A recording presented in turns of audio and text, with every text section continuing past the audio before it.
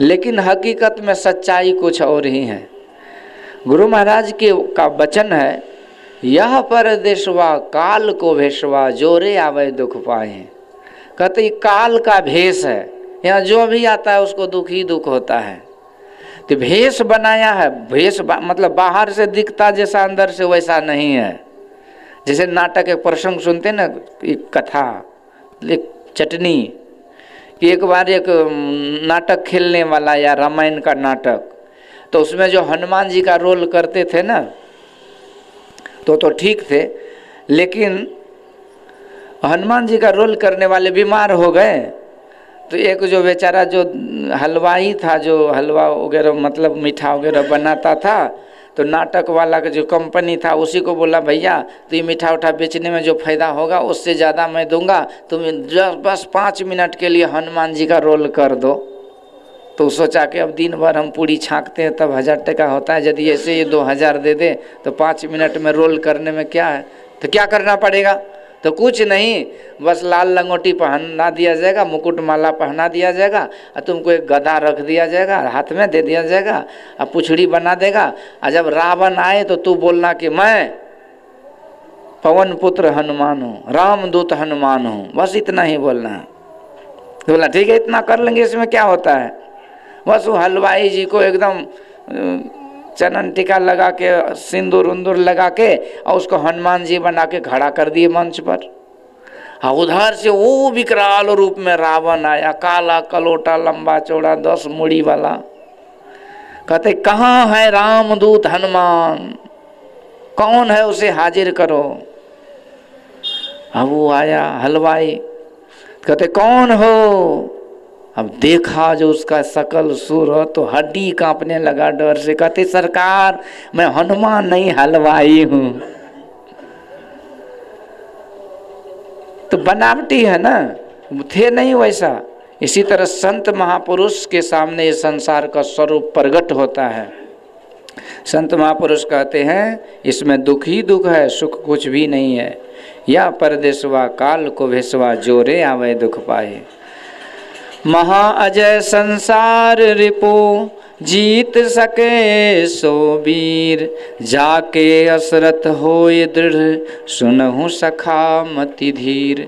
भगवान राम कहते हैं विभीषण जी से कि सखा ये संसार बहुत बड़ा शत्रु है। संसार रिपु, रिपु मतलब क्या होता है, शत्रु। अच्छा, शत्रु आदमी को सुख दे सकता है? शत्रु तो ऐसा काम करते रहता है कि आपको रह रह करके वेदना हो, ऐसे काम वो करते रहता है। तो ये संसार में कभी सुखी हम इसलिए नहीं होते कि संसार ही दुश्मन है। अच्छा बोलिए, संसार कहते किसे हैं? संसार में कौन दुश्मन है? तो संसार कहते किसे हैं? तो संसार में व्याप्त जो विकार है उसी को संसार कहते हैं। वो क्या है? काम क्रोध लोभ मोह अहंकार। काम क्रोध मद लोभ लुटेरे, जन्म जन्म के बैरी मेरे। गुरु सबको दिन हो मारी रे, गुरु चरण कमल बरिहारी रे। तो यही काम क्रोध लोभ मोह ईर्ष्या द्वेष अहंकार, ये सब विकार जो है ना, यही शत्रु है। और यही दुश्मन जो है ना, हम लोगों को दुख पहुंचाता रहता है। यही हम मानव को दानव बना देता है, हम शुभ कर्मी को कुकर्मी बना देता है, हम सदाचारी को भ्रष्टाचारी बना देता है। ज्ञानी तापस सूर कवि कोविद गुण आगार, कही के लोभ विडम्बना किन न यही संसार। बड़े बड़े तपस्वी को भी ज्ञानी तपसी सूर कवि कोविद गुण आगार, सबको लोभ किसको नहीं विडम्बना कर देता है। तो इसलिए ये सब दुश्मन है और यही दुख देता रहता है हमको। तो इसी दुश्मन से के कारण हम संसार में दुखी है। इसी दुश्मन ने ब्राह्मण जैसे रावण को राक्षस रावण बना दिया। विश्वसर्वा का बेटा था रावण। अब विश्वसर्वा किसका बेटा था? तो पुलस्त ऋषि का। पुलस्त ऋषि किसका बेटा था? तो विधाता ब्रह्मा जी का। और ब्रह्मा जी का जो संतान वो ब्राह्मण, तो वो डायरेक्ट ब्राह्मण, पोता पर पोता था ब्रह्मा जी का। रावण बड़ा ज्ञानी था। ये महिमन ये जो शिव स्तोत्रम तांडव करते हैं ना, वो उसी का है। रुद्री पाठ जो होता है ना, जटा कटा भसम भ्रमम बहुत बड़ा है, ये उसी का है। बड़े प्रसन्न होते हैं भोला बाबा रावण के उस मंत्र को यदि पढ़िए तो। आज भी हरिद्वार समय पाठ होता है रावण का। एक जो देवघर है वहाँ पर रावणेश्वर मंदिर है, उसी के नाम से है। रावण बहुत बड़ा ज्योतिष था, बड़ा पंडित था, ज्ञानी था। और इस तरह से रावण इतना विद्वान होते हुए भी रावण को काम ने नाकाम कर दिया। यही है संसार। कंस को एक क्रोध ने खत्म कर दिया। कंस भगवान के मामा थे, मामा को कोई मारते हैं? पर रिश्तेदार होते हुए भी सब दिन दुश्मन ही हो गए। क्यों? क्योंकि कंस के अंदर जो वो था क्रोध, उन्होंने उसको खत्म किया। इसी तरह हिरण्यकश्यपु, हिरण्याक्ष को लोभ ने खा गया, हिरण्यकश्यपु को क्रोध ने खा गया, इसी तरह किसी को अहंकार ने खा गया। तो ये संसार का स्वरूप है। तो इस नगरी में तिमिर, ये नगरी में तो आन पड़ी चोरन के नगर, सत्संग बिना जिया तर से। तो ये चोरों का नगर है, इसमें कभी सुख नहीं होगा। आपके ही घर पर चोर की नज़र लग जाए तो क्या चीज़ चुरा लेगा कहना मुश्किल है। चोर ऐसे होते हैं ना कि कभी कभी जब पैसा हाथ नहीं लगता तो उस आदमी को ही मार देते हैं। जब ज़्यादा हल्ला मचाता तो उसको मार देते। मतलब चोर क्या करता है। तो इसलिए गुरु महाराज कहते हैं ये संसार सागर है, इसमें जी बहुत जन्मों से गोता खा रहा है, दुख रूप है। कबीर साहब कहते हैं तनधर सुखिया काहो न देखा, जो देखा सो दुखिया। संसार में जो शरीर लेकर के आए हैं ना वो कोई सुखी नहीं है।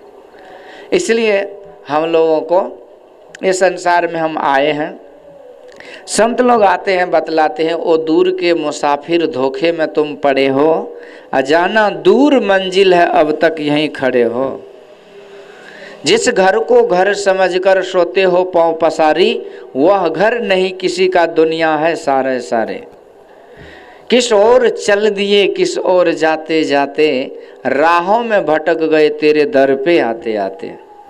तो ये मुसाफिर खाना है, यहाँ आना जाना लगा रहता है। तो आखिर ये मुसाफिर खाना, तो हम लोग आए कहाँ से हैं? कहाँ से हम लोग आए हैं? तू उतरी परियो तम माही, पीब निह शब्द में, याते परी गयो दूर चलो निह शब्द में। गुरु महाराज कहते हैं तुम उतर गए हो, मतलब नीचे उतर गए हो तम में, अंधकार में, और पीब निह शब्द में, परमात्मा निह शब्दम परमम पदम। परमात्मा का जो वो है ना लोक धाम, उसको ही निह शब्द कहते हैं। तो उसी परमात्मा के धाम से हम लोग यहाँ पटक गिर गए और इस कारण से हम यहाँ दुखी हैं।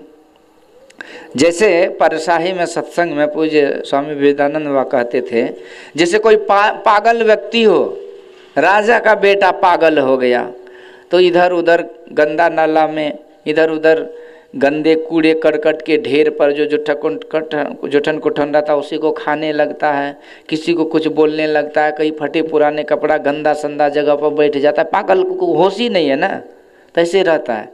एक जगह में रेल यात्रा में था, स्टेशन पे, तो एक माता जी को देखा फटे पुराने हाल में। मुझे दया आ गई, सोचा कि बेचारी भूखी सूखी हो गई, हमारे पास कुछ पैसा है, चलो।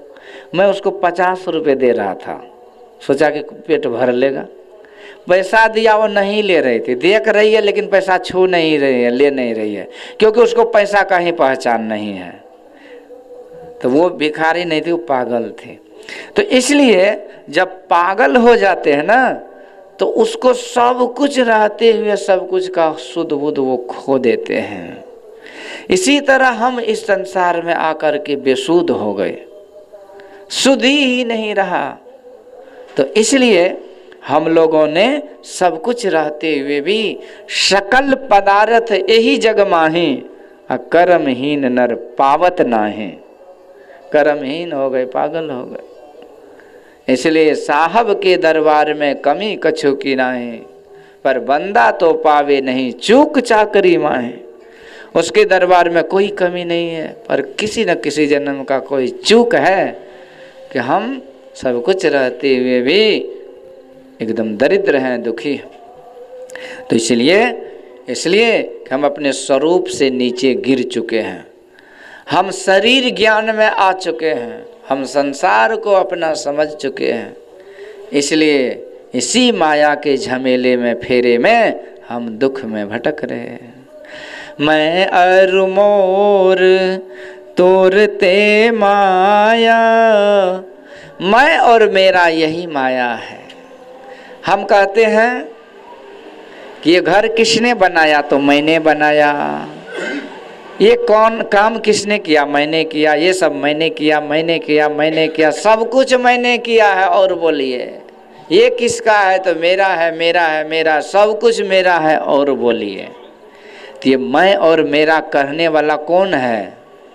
कभी पता लगाए कि मैं कहने वाला, मैं मियाने वाला ये कौन है? नहीं पता लगाए। सब कुछ कहते हैं मेरा है, मेरा, पर मैं कौन हूँ ये हम लोगों ने नहीं बताया। यही प्रश्न एक शिष्य ने गुरु जी से पूछा कि गुरुदेव बतलाइए कि मैं कौन हूँ। मैं इस संसार में दुखी हूँ, सुखी हूँ, बड़ा व्याकुल रहता हूँ, बेचैन रहता हूँ, पर मैं कौन हूँ ये मैंने कभी नहीं जाना। पहले एक बार जान तो लेते कि मैं कौन हूँ। तो गुरु जी ने कहा कि तू तो कछु भूमि नाही, अप तेज वायु नाही, व्योम पंच विषय नाही, सो तो भ्रम कूप है। कहते तुम ये नहीं हो क्या जो दिख रहा है, मिट्टी, पानी, अग्नि, हवा, आकाश, ये तुम नहीं हो। ये शरीर किस चीज से बना हुआ है? यही 5 मसाला से ना। घर किस चीज से बना है? गिट्टी, मिट्टी, बालू, सीमेंट, छड़, इसी से न बना है। मिट्टी मतलब ये ईट, मिट्टी है ना, वैसे बालू भी वही है। तो गिट्टी, ईट, बालू, छड़, सीमेंट, इसी से न घर बना है। ये शरीर को, ये घर कौन चीज से बना? 3.5 हाथ का लंबा। ये घर भी 5 मसाला से बना है, मिट्टी, पानी, अग्नि, हवा, आकाश।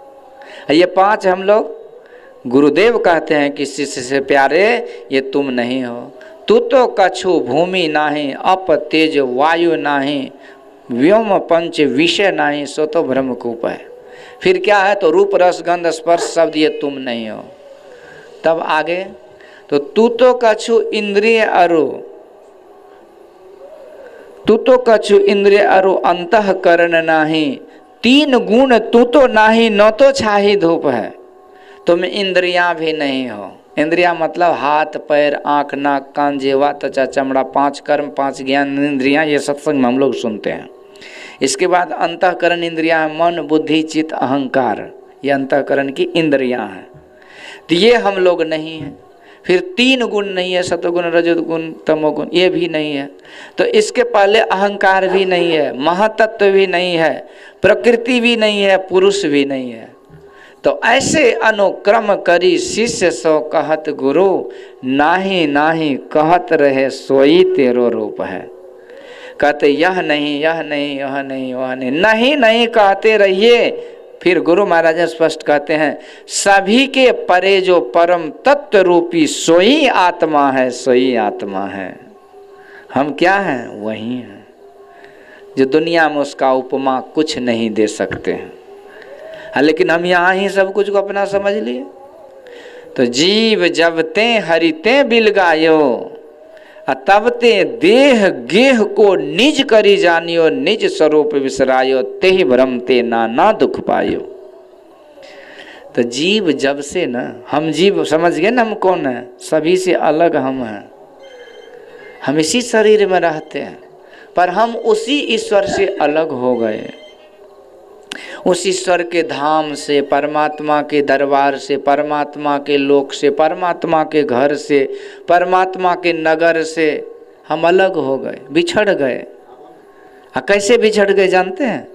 भूमि परत भाव अवसर पानी, जिमि जीवहि माया लिपटानी, जिमि जीवहि माया लिपटानी। वर्षा में देखिए, जो वर्षा का बादल होता है ना, उसका पानी कहा जाता है, आज वैज्ञानिकों ने भी रिसर्च करके बतलाया है कि वो पानी सबसे ज़्यादा शुद्ध होता है। सबसे ज़्यादा शुद्ध और प्योर होता है वो पानी। कौन? वर्षा का। पर वही पानी जब कीचड़ में, गंदा नाला में गिरता है, वर्षा का पानी कीचड़ में, कीचड़ से बहते हुए गंदा नाला में, तो कितना दूषित हो जाता है, होता है ना। इसी तरह यह जीव ईश्वर का अंश था, ईश्वर का अंश, ईश्वर अंश जीव अविनाशी, अचेतन अमल सहज सुख राशि। चेतन भी है, कोई मल नहीं है, इसमें विकार नहीं है, और सब सुखों का भंडार है ये जीव। पर सो माया बस भयो गोसाई, अब बांधे कीर मरकट की नाई।